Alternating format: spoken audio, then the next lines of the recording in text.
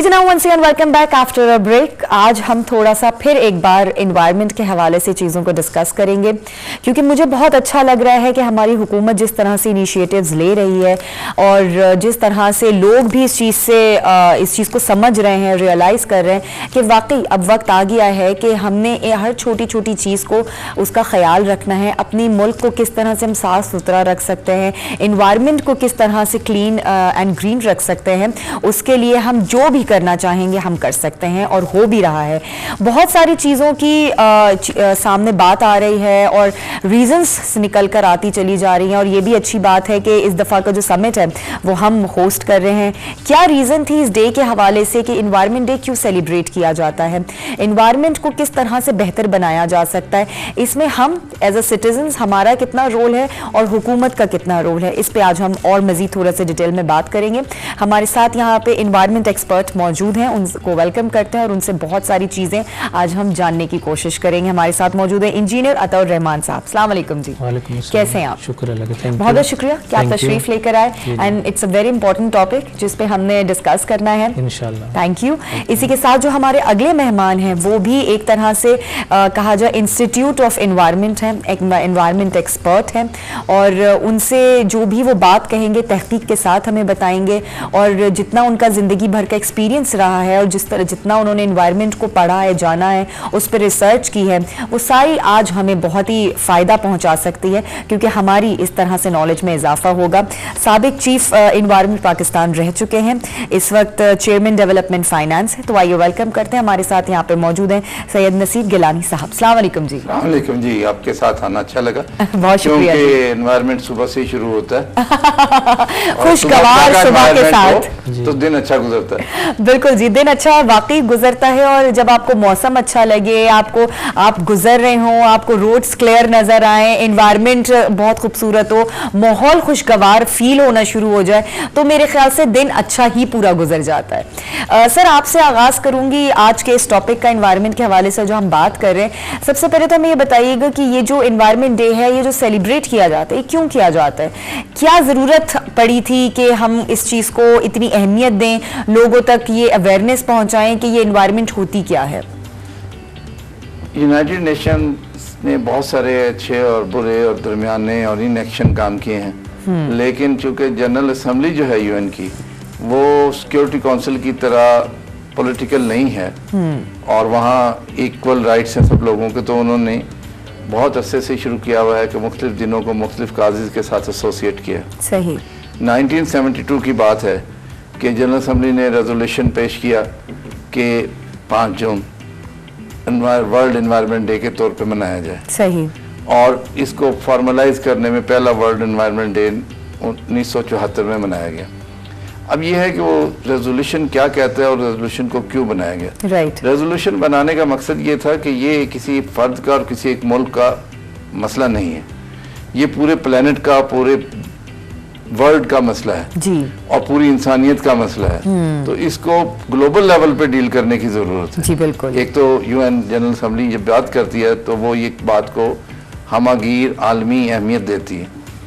अब उसकी दूसरी डायमेंशन में आ जाए कि इसकी जरूरत क्या थी और कैसे ये आगे चला। ये मूवमेंट ऑफ एनवायरनमेंट काफ़ी अच्छी चल रही थी कि कैपिटलिज्म ने रोक दिया इसके एडवांस को। जैसे पिछली यूएस गवर्नमेंट थी, वो पेरिस अकॉर्ड भी साइन करने को तैयार नहीं थी। उनका ये ख्याल था कि हम इंडस्ट्रियल कंट्रीज़ हैं और ये ग्रीन एनवायरनमेंट वाले, ग्रीन इकोनॉमी वाले और ये क्लाइमेट चेंज वाले जो लोग हैं, इनकी अगर हमने बातें सुनी तो इससे हमारी इंडस्ट्री को नुकसान होगा, हमारे जॉब्स कम हो जाएंगे जी, और नुकसान होता है तो किसी और को हो। अच्छा। इसमें अगर आप देखें कि वो बड़े हक बजाने थे अपने थाट प्रोसेस में। ठीक है। मसलन पाकिस्तान क्लाइमेट चेंज में, ग्लोबल वार्मिंग में कंट्रीब्यूट करता है 138 पर नंबर पे। सही। और हम पे जो इम्पैक्ट आ रहा है डिजास्टर का अभी से, वो 5वें नंबर पे है। खा वो डेथ्स की फॉर्म में है, खा वो जीडीपी लॉस की फॉर्म में है, खा वो फ्यूचरिस्टिक लॉस है ग्लेशियर्स के मेल्ट का। सही। तो वो एक तो ग्लोबल वार्मिंग क्लाइमेट चेंज का कॉन्सेप्ट जनरेट हुआ 90s में, 30 इयर्स में। सही। इससे पहले जो डे था वो रिसोर्सेज की कंजर्वेशन का था। कि हमारे फॉरेस्ट जो हैं वो डिप्लीट होते जा रहे हैं, हमारी एक्विफर्स ड्राई होती चली जा रही हैं, हमारे रिवर पोल्यूट होते जा रहे हैं। फिर हम ये कहते थे कि let the river flows, delta में पानी नहीं जा रहा, वहाँ लोग रहते थे, उनके लाइवलीहुड का मसला है। पाकिस्तान में पला फिश का मसला था, लोगों के रहने का मसला है, सेडिमेंटेशन हैं। तो ये सारे इश्यूज चलते चलते एक और डायमेंशन ऐड हुई अर्बनाइजेशन से, जब बहुत सारे लोग शहरों में आ गए तो सॉलिड वेस्ट बहुत बड़ा जनरेट हो गया। अच्छा, तो सॉलिड वेस्ट आप देखें पाकिस्तान का सबसे एक यूनिक मसला है कि अगर आप किसी और मुल्क में जाएं तो किसी सड़क पे इतना गंद नजर नहीं आएगा। इस्लामाबाद कुछ बहुत बेहतर नहीं लेकिन कुछ बेहतर है, लेकिन अभी आपने कराची को देखा था कि कराची का क्या हाल हो गया है और लाहौर का वो हाल होने जा रहा है। बिल्कुल। तो ये सारी चीज़ों को अभी मौजूदा गवर्नमेंट में जो अच्छी बात ये आई कि जहाँ हमने फॉरेस्ट्री की तरफ और कार्बन एमिशंस को रोकने के लिए और 10 बिलियन ट्रीज की सुनामी का प्रोजेक्ट शुरू किया, वहाँ क्लीन एंड ग्रीन दो लफ्ज को जोड़ दिया जी, कि साफ भी करना है। और उस साफ करने के लिए हमारे यहाँ अगर आप ये देखें कि दूरी रिस्पॉन्सिबिलिटी है बीइंग ए मुस्लिम। हम कहते हैं सफाई निस्फ ईमान है, और अफसोस की बात यह है कि पाकिस्तान एक तरफ क्लेम ही करता है कि हम मुसलमानों में भी सब मुसलमानों के चैंपियन हैं, लेकिन अगर आप इसको रहन सहन को देखेंगे बिल्कुल, तो हमारी सोशल वैल्यूज इस सिलसिले में बहुत ज्यादा मनफी हैं कि हम अपने घर का जो गंद होता है दरवाजे के ऊपर रख देते हैं, अपनी दुकान को साफ करके दुकान का गंद सड़क के ऊपर रख देते हैं। राइट। और जो सफाई वाले महकमे हैं, मुझे बड़े अफसोस से ये कहना पड़ता है कि पाकिस्तान के अंदर करप्शन का एक कल्चर है, उसको बुरा भी नहीं समझा जाता, और लेजीनेस का भी कल्चर है, और सफाई ना रखने का भी कल्चर पैदा हो गया है। लेकिन आप ये देखेंगे कि सबसे ज्यादा करप्शन आपको सफाई वाले महकमों में नजर आएगी। लेकिन अब आप ये भी तो देखें ना कि इस्लामाबाद में कितना अच्छा एक जेस्चर अभी हम डिस्कस भी कर रहे थे ऑफ एयर के, जगह जगह डस्टबिन भी रख दिए गए हैं। तो एक चीज आपको इनिशिएटिव दिया जा रहा है एक तरह से कि जी अब अभी हमने ये रख दिया है, अब आपने कूड़ा करकट जो भी है वो इनमें ही फेंकना है। तो वो फिर एज अ सिटीजन हमारी जिम्मेदारी बनती है, और हम अगर उस चीज को फुलफिल नहीं कर रहे तो यहाँ हमारी लैकिंग है। बहुत इंपॉर्टेंट बात की कि इस दिन का हमने ये फायदा लेना है हाँ, कि अपने सिटीजन को बताना है कि भाई आपकी इंडिविजुअल रिस्पॉन्सिबिलिटी है, और उस इंडिविजुअल रिस्पॉन्सिबिलिटी में पाकिस्तान के अंदर एक कल्चर है प्यूनिटिव एक्शन का। हाँ हाँ, कि हम 120 मील से ऊपर नहीं जाते एक बड़ी खुली सड़क पे, मोटरवे पे, पता है कि चलान होगा 2-4 हज़ार रुपये से कम नहीं होगा, लेकिन हम जीटी रोड जिसमें खड्डे पड़े होंगे वहाँ 170 की रफ्तार से जा रहे होंगे।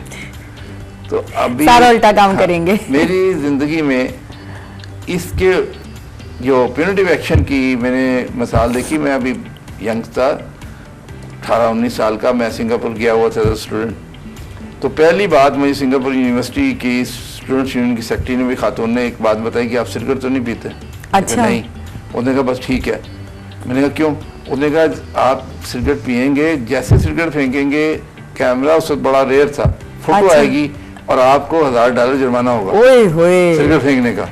तो मैं आपको कहने लगी थी कि एक डब्बी आप रखेंगे जिसमें उसका राख भी उसमें डालेंगे, वो भी डालेंगे, वरना आपको $1000 जुर्माना हो जाएगा। सही बात है। वो जो जुर्माना है ना, वो इतना खौफ आपके अंदर पैदा कर देता है कि मेरे ख्याल से फिर आप इस तरह की हरकतें नहीं करते। मेरा ख्याल ये है कि इंसान की फितरत का हिस्सा है, इसीलिए कुरान पाक में जन्नत के फायदे भी बताए गए हैं, लेकिन जन्नत के फायदों से इंसान मानने वाला नहीं था, इसलिए दोज़ख का भी बताया कि इस तरह से सजाएं मिलेंगी। उससे डर के बंदा अच्छे काम कर ले, अच्छे काम, बुरे कामों से रुक जाए और अच्छे काम कर ले। हाँ। तो वापस उधर मैं आता हूँ कि ये दिन हमारे लिए क्यों बहुत ज्यादा अहम बन गया। मैं समझता हूँ पाकिस्तान के ऊपर बहुत सारे प्रेशर्स हैं दुनिया में, पाकिस्तान का इमेज एक सॉफ्ट इमेज नहीं बन पा रहा, पाकिस्तान को ज़बरदस्ती दहशतगर्द बताया जाता है, पाकिस्तान को ज़बरदस्ती इंतहा पसंद बताया जाता है, पाकिस्तानियों को पासपोर्ट की वैल्यू कम की जाती है, पाकिस्तान को वीज़े देने से इनकार किया जाता है, पाकिस्तानियों को दाखिला देने में इम्तियाज़ बताया। इस सारी चीज़ का तोड़ यही है कि हम पॉजिटिव एक्शन को ऊपर लाएं, और ये एक बहुत बड़ी अचीवमेंट है Pakistan as a state, not only the prime minister. बिल्कुल, प्राइम मिनिस्टर ने, वो कहते हैं captain leads from the front, और उन्होंने पहले जो अमीन असलम साहब ने एक अनऑफिशियल हैसियत में काम किया था केपी में, उसको वेट किया वर्ल्ड वाइल्ड फंड ने, और फिर वो 10 बिलियन ट्रीज सुनामी का प्रोजेक्ट ले आए एक प्रोग्राम के तौर पे। बिल्कुल। अब उस सारी चीज को देखते हुए दुनिया ने कहा कि पाकिस्तान को ये होस्ट कर लेना चाहिए। सही, ये एक बहुत एजाज की बात है। बिल्कुल। और सबसे बड़ी बात यह कि हमने किसी मुल्क को बीच में ज्वाइन नहीं किया। पिछले साल कोलंबिया का था तो पीछे वो जर्मनी उसको बैक कर रहा था।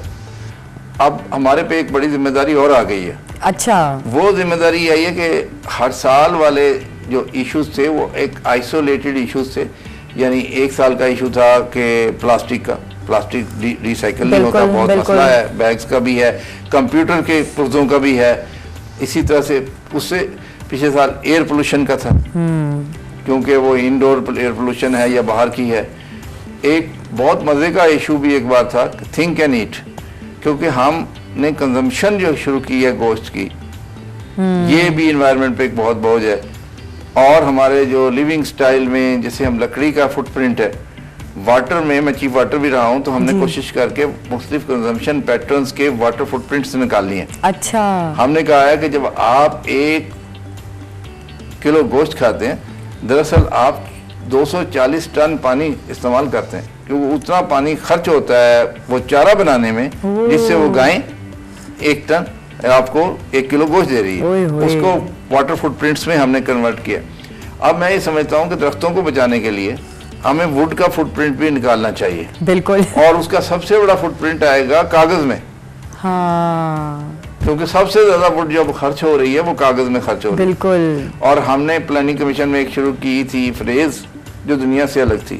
दुनिया की फ्रेज थी कि अब हम प्रिंट नहीं करेंगे और वो जीरो प्रिंटिंग पे जाएंगे।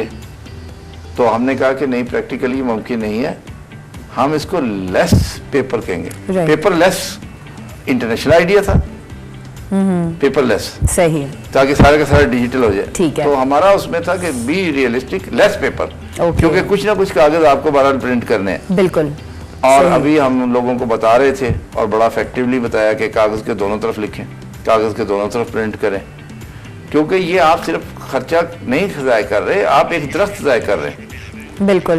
और इसी तरह से हमारा जो लिविंग कंजम्पशन है, हमारी फूड की जो कंजम्पशन है, जो ये पैटर्न्स हैं, इसको रिसोर्सेज के साथ मैच करने की ज़रूरत है। बिल्कुल। हमारे यहाँ, मेरे एक ज़माने में मिनिस्ट्री फूड एंड एग्रीकल्चर में फॉरेस्ट सेक्टर को भी हेड किया, तो मुझसे सवाल किया, मायनाज सेक्रेटरी थे सलमान फारूकी साहब, बड़े ही काबिल शख्स, अल्लाह ताला उनको ज़िंदगी और सेहत से रखे, आमीन, कि ये दरख्त वक्त गिलाय साहब आप लगवाते हैं, खा जाते हैं, नहीं लगाते, पैसे कोई नहीं देने। और वो उनकी एक अपनी नपी तोली ओपिनियन थी और बड़े स्ट्रांग जिस्म के वो अफसर थे। तो मैंने उन्हें अर्ज़ किया कि सर मैं फूड को भी देखता हूँ, तो हम 20 मिलियन टन फूड पैदा करते हैं, गोदाम भर जाते हैं, अगले साल खाली होते हैं, कहाँ जाते हैं वो? सही। इसका मतलब ये नहीं कि गंदम पैदा नहीं हो रही, दरख्त हम लगा रहे हैं, लेकिन वो तो एक निजाम है जो चल रहा है, कहीं ना कहीं कमी बेशी कुछ ना कुछ रह जाती है, जिसकी वजह से काटे जा रहे हैं। कंजम्पशन है, बिल्कुल कंजम्पशन, एग्जैक्टली। और हमारी पॉपुलेशन को देखते हुए यही। अच्छा सर, जिस तरह से भी आपने बात करी है, मैं थोड़ा सा उसको लेकर आगे चलूंगी कि इस दफा की जो हम होस्ट कर रहे हैं समिट, उसके अंदर नॉर्मली हर दफा थीम्स रखी जाती हैं। रदारा अमन साहब, इस दफा हमने इकोसिस्टम की रिस्टोरेशन पर जो है वो थीम रखी है, और आगे भी मेरे ख्याल से मजीद काफी डिकेड तक यही चलेगी। तो पहले तो हमें बताएं इकोसिस्टम है क्या और किस तरह से उसको रिस्टोर किया जाएगा? मैम शुक्रिया। सर मेरे टीचर भी रहे हैं, उस्ताद भी रहे हैं, मैंने इनसे बहुत कुछ सीखा है। ये जितनी बातें कर रहे हैं बहुत ज़्यादा इनका एक्सपीरियंस भी है, वाइल्ड लाइफ को डील करने का है। इस साल का जो थीम है वो बेसिकली है इकोसिस्टम रिस्टोरेशन का, और ये आगे हमने पूरा 1 डेकेड चलाना है। अच्छा। जैसे सर कह रहे थे कि ये 9 ट्रिलियन जो है हम इसे अर्न करेंगे, तो मैंने जो रीड किया, जो मैंने आपसे कहा था कि सर ने भी कहा कि 5th नंबर पे हम लोग वनरेबल स्टेट हैं, 18 बैकवर्ड 20 ईयर्स का ये डेटा है। तो उसमें हम लोगों ने तकरीबन अराउंड $4 बिलियन का लॉस किया है, ह्यूमन लॉस भी किया है। बिल्कुल। अब जो ये न्यू प्लान है, इस पर as per that government of Pakistan जो है वो अर्न करने जाएगी, और वो इसको एक अपने लिए कर्ज या उसकी बजाय हम इसको एज ए अपॉर्चुनिटी समझेंगे। तो हम उसको इकोसिस्टम जो है वो बेसिकली जितनी भी सारी लिविंग चीज़ें हैं उनका है कि वो हम उनके साथ एज ए हारमोनी रहें। अच्छा। क्योंकि ये जो अर्थ जो है ये ओनली हम ह्यूमंस को तो नहीं बिलोंग करता, इसमें ट्रीज भी हैं, इसमें माइक्रो ऑर्गेनिज्म भी है, जानवर भी हैं, बिल्कुल इन सारों की अपनी इंपॉर्टेंस है। बल्कि एक स्टडी का मैं रेफरेंस दूंगा, उसमें जो सबसे important creature on the this earth face है वो है हनी बी की। अच्छा। क्योंकि वो पॉलिनेशन में हेल्प करती है, पॉलिनेशन से प्लांटेशन होती है, ये फ्लावर्स बनते हैं, जो भी पूरा एक सिस्टम सर्वाइव करता है, उन्हीं पे हम लोग डिपेंडेंट है, एनिमल्स और ह्यूमंस। सो हनी बी जो है वो सबसे इम्पोर्टेंट समझे लिविंग क्रिएचर है, और हम लोग उनको ये जो पेस्ट यूज़ करें, केमिकल्स यूज़ करें, हमने काफ़ी सारी स्पीशीज़ को इंडेंजर कर दिया। हाँ। तो क्लाइमेट चेंज इटसेल्फ बड़ा इंडेंजर है, और हम इकोसिस्टम की जो है उसको रिस्टोर करने में जो अफॉरेस्टेशन है, जो डिफॉरेस्टेशन है, एक तो उसको आपने रोकना है और न्यू ट्रीज लगाने हैं। जैसे 1 बिलियन सुनामी का कंसेप्ट था और 10 बिलियन ट्रीज का है। अभी इलेक्ट्रिक व्हीकल्स की पॉलिसी आई, हमारी इन्वायरमेंट की पॉलिसी है। क्लाइमेट चेंज पे जैसे सर ने अभी बात की कि पेरिस अकॉर्ड हुआ, सो IPCC जो है inter governmental panel on climate change, वो उसमें अपना रोल प्ले कर रहा है। सो एज ए होल हम एक ग्रीन इकोनॉमी या ग्रीन मैन्युफैक्चरिंग या ग्रीन स्टेट का जो कंसेप्ट है उसको फॉलो करेंगे, और ये हमारी रिक्वायरमेंट भी है एज पर SDGs। अच्छा। SDGs में बहुत सारी चीज़ें जो हैं वो क्लाइमेट रेलिवेंट है, उसमें जो भी, और हर चीज़ अल्टीमेटली, क्योंकि environment is a big term, उसके अम्ब्रेला के अंडर वाटर भी है, एग्रीकल्चर भी है, सॉइल भी है, हर चीज़ उसके अंडर आता है। सो अगर हम एनवायरनमेंट को एड्रेस करेंगे तो उन सारी चीज़ों को हमें आगे लेके चलना पड़ेगा। कंक्लूड करता हूँ एक लास्ट बात पे कि सर के साथ जब मैं इनके अंडर मैंने काम किया तो वो फर्स्ट टाइम था कि जितने भी प्रोजेक्ट्स थे उनके लिए एनवायरमेंटल इम्पैक्ट असेसमेंट मैंडेटरी कर दिया गया। अच्छा। और एनवायरमेंटल इम्पैक्ट एस्पेक्ट जो है वो जिस प्रोजेक्ट में नहीं होता था उस प्रोजेक्ट को अप्रूव नहीं किया जाता था, क्योंकि जो जितने भी डेवलपमेंटल प्रोजेक्ट्स हैं उनके लिए आपको एनवायरमेंटल, सोशल, इकोनॉमिक और फिजिकल जो है वो चारों सेगमेंट्स इंपॉर्टेंट होते थे। बिल्कुल सो इस पे काम पहले स्लो था, लेकिन इस गवर्नमेंट ने आके उन चीज़ों को पेस अप किया है, और जैसे ही अभी 9 ट्रिलियन की मेरे लिए तो एक बिग न्यूज़ है, हाँ। ब्रेकिंग न्यूज़ है, और नेशन के लिए भी है, और गवर्नमेंट तो अपना रोल कर ही रही है, पब्लिक को इसमें अपनी इन्वॉल्वमेंट ज़रूरी है, क्योंकि गवर्नमेंट के लिमिटेड लोग हो गए, वो एक काम इनिशिएट करके दे सकती है, उसको फॉलो करना, आगे लेके जाना, ये पब्लिक की रिस्पॉन्सिबिलिटी। बिल्कुल, दोनों की इकट्ठी जिम्मेदारी है, तभी हमारा मुल्क जो है वो हमारी जितनी भी विजन है हमारी प्राइम मिनिस्टर साहब की वो फुलफिल हो सकती है। इसमें एक और इम्पोर्टेंट चीज़ है, जो मैन्युफैक्चरर है, लाइफ साइकिल असेसमेंट एक टर्मिनोलॉजी यूज होती है सर्कुलर इकोनॉमी की, कि चीज़ को मैन्युफैक्चरिंग से लेके फाइनल डिस्पोजल तक जितने भी उसके एनवायरमेंट इम्पैक्ट्स हैं पहले तो उनको स्टडी किया जाए जी। और उसके बाद उसके एज पर दैट आप मिटिगेशन करें। अच्छा। तो अगर आप इस चीज़ को आगे लेके चलते हैं तो इंडस्ट्री जब इसमें पैसा देगी, इन्वॉल्व होगा, और ज़ाहिर है 9 ट्रिलियन में इस चीज़ का एक रोल होगा, तो वो आपके जो एनवायरमेंटल इश्यूज हैं वो रिड्यूस होते जाएंगे। बिल्कुल, और इसी को थोड़ा सा आगे लेके भी मैं बाद में आगे चलूंगी। एक छोटा सा ब्रेक हमने लेना है और उसके बाद आगे एनवायरमेंट से रिलेटेड और भी चीज़ों को हमने डिस्कस करना है, तो आप लोगों ने कहीं नहीं जाना, एक छोटा सा ब्रेक लेकर वापस आते हैं। जी जनाब, once again welcome back after a break. और बहुत ज़बरदस्त चीज़ें हमें पता चली हैं जो एनवायरनमेंट के हवाले से हमारी हुकूमत ने जिन चीज़ों का इनिशिएटिव लिया है, जिस तरह से, और सिटीजन्स को किस तरह से आगे बढ़ना चाहिए, बढ़ चढ़ कर हिस्सा लेना चाहिए इस स्टेप को फॉरवर्ड करने में, ये भी हमने पता किया। मैं आगे बढ़ूंगी, सर आपकी तरफ आऊँगी। मुझे ये बताइएगा, ज़ाहिर है आप साबिक चीफ एनवायरनमेंट पाकिस्तान भी रह चुके हैं और अब आप चेयरमैन डेवलपमेंट इन फाइनेंस हैं, तो ये जो फाइनेंस और एनवायरनमेंट का रिश्ता है, एक लिंक है, ये किस तरह से हो सकता है? क्योंकि हर चीज़ का सुनने में आता है कि जी पैसा है तो सब कुछ हो सकता है, हर चीज़ का रिलेशनशिप फाइनेंस से क्लोज होता है, तो एनवायरनमेंट को बेहतर बनाने के लिए और ये जो इनिशिएटिव्स लिए जा रहे हैं उसमें फाइनेंस क्या किरदार अदा कर रहा है? इनिशियली हर चीज़ आप अपने रिसोर्सेज को इस्तेमाल करके प्रोडक्ट्स बनाते हैं और प्रोडक्ट्स की बना पे आपको फाइनेंशियल बेनिफिट्स मिलते हैं।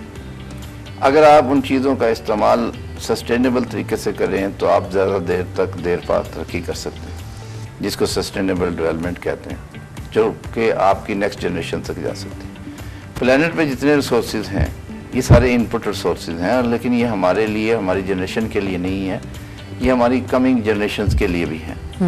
तो जब हम फाइनेंशियल एनालिसिस अगर करना चाहें तो एक कहते हैं ना कि स्ट्रीट वाइज तो ये है कि 10 काटो यार जल्दी से और बेच दो और बस मज़ा हो गया। हाँ। और एक आपकी दरमियानी थिंकिंग आ सकती है कि यार 10 नहीं काटना, इसका फल लेना है, इसका फ़ायदा लेना है, साया लेना है। एक आपकी दूर अंदेश प्लानिंग हो सकती है कि मैं यार 4 दरख्त और लगा दूँ, तो जब वो 3 और बढ़ जाएंगे तो मैं इसको काट भी लूँगा, बिल्कुल, इसको बेच भी लूँगा, फलों का ज़ायका भी ले लूँगा।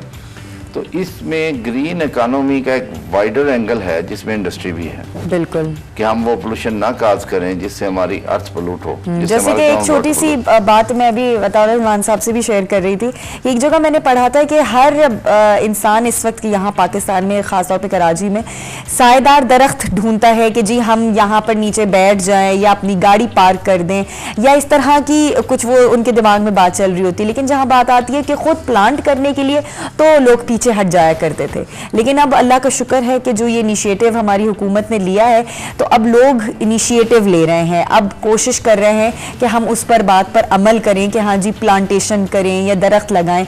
तो शायद अब आने वाला जो दौर है वो चेंज होगा इस कॉन्सेप्ट से।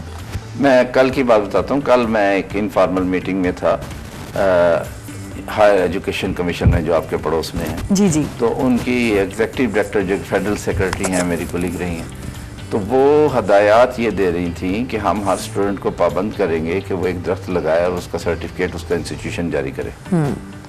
और उसका फ़ायदा ये है कि बच्चों को शुरू से पता लग जाएगा और बच्चों के उसके अगर अटैक होगा तो पानी देने भी जाएंगे, देखने भी जाएंगे। और सबसे बड़ी बात यह कि उनके अंदर एक मोहब्बत पैदा होगी दस्त से और एनवायरनमेंट से। बिल्कुल। और ये नई जनरेशन का ज़्यादा बड़ा काम है। उसकी एक वजह यह है कि सारी दुनिया में लिटरेसी एक फैक्टर है समझ बूझ के, और हमारी नई जनरेशन के लिटरेसी लेवल हमारे से ज़्यादा है, लेकिन असल फ़ायदा उन्हें जो है वो उनकी रीडिंग कैपेसिटी का है। सही। हमारे ज़माने में चंद किताबें होती थी वो हम पढ़ लेते थे। अब तो जो अच्छे स्टूडेंट हैं वो दिन में एक किताब पढ़ते हैं, जो दरमियाने स्टूडेंट हैं वो हफ्ते में एक किताब पढ़ते हैं, और जो सबसे नालायक हैं वो महीने में एक किताब पढ़ते हैं। हम तो साल में एक किताब पढ़ते थे। तो लाइब्रेरीज़ का मसला था, अब लाइब्रेरी फ्री हैं, इलेक्ट्रॉनिकली अवेलेबल हैं स्क्रीन्स पे।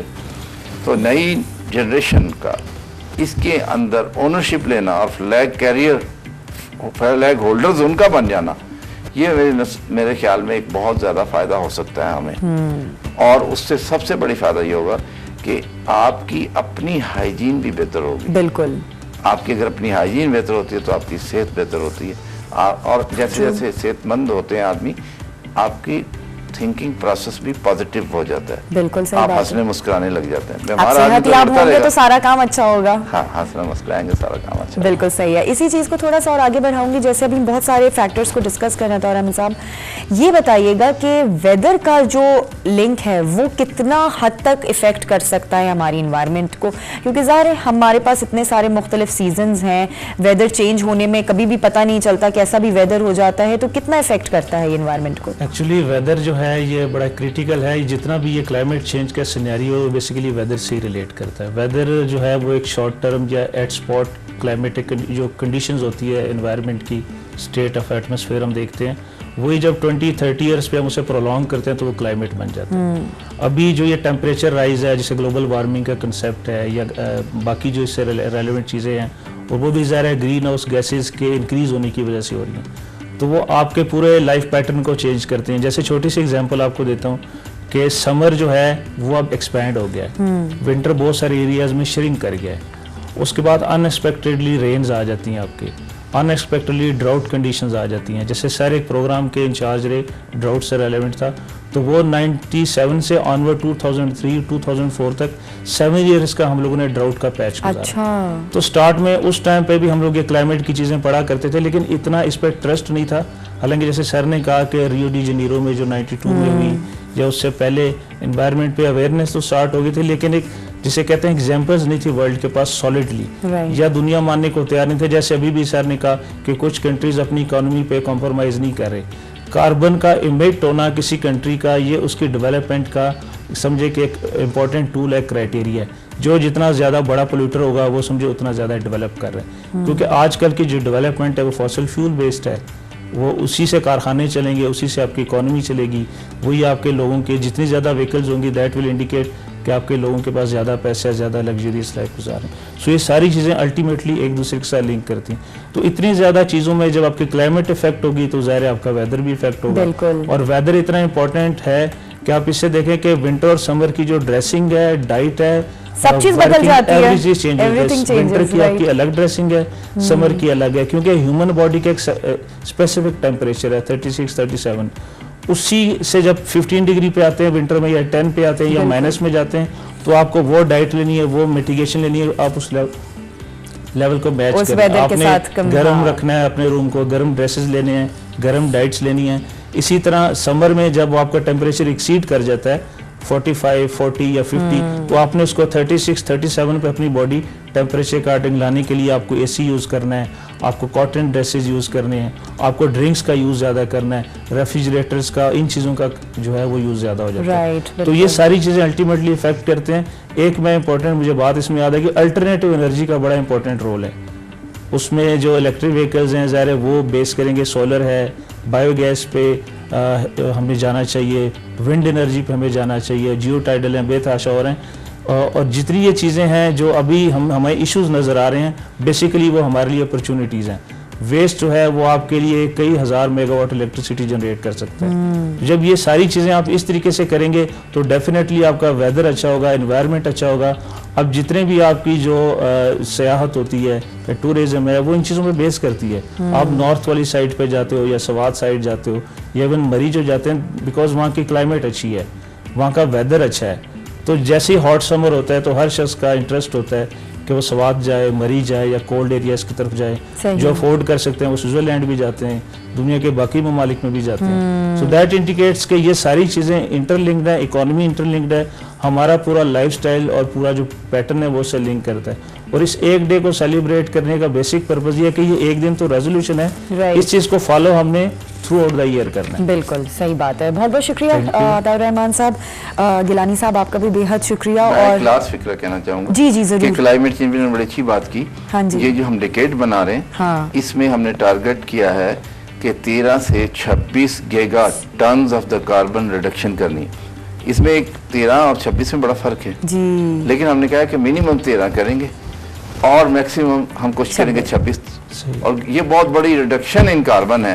ये जो इसका आउटपुट है इस पूरे डिकेड का, उसमें एक तरफ ये है और दूसरी तरफ ये है कि हम कोई 3.35 लाख हेक्टर्स जो कि तकरीबन 10 लाख एक बन जाएंगे उन पे रेस्टोरेशन करेंगे, उन फॉरेस्ट की, उन इकोसिस्टम्स की जो डिप्लीट हो गए हैं या जो डिटेरिएट हो गए। तो 2 माइलस्टोन्स बड़े फिक्स कर दें। बिल्कुल सही बात है। और वही चीज़ है कि पॉजिटिविटी के साथ हमने बहुत सारी चीज़ों को सोचा है और इंशाल्लाह आगे जब ये सारी प्रोसेस होंगी तो हमें चेंज नज़र आएगा, एनवायरनमेंट में चेंज नज़र आएगा, हमारी हेल्थ में चेंज नज़र आएगा, हमारी जो माहौलियात है उसमें चेंज नज़र आएगा।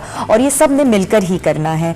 सिटीजन्स का क्या एक हक वो बनता है सिलसिला कि वो किस तरह से चीज़ों को डील करेंगे, उनकी क्या जिम्मेदारी है। हुकूमत अपना काम अपनी जगह कर रही है, हमें अपना काम अपनी जगह करना है। हम सब मिलकर ही ये सारी चीज़ें करेंगे तो हमारी एनवायरनमेंट बेहतर हो सकती है।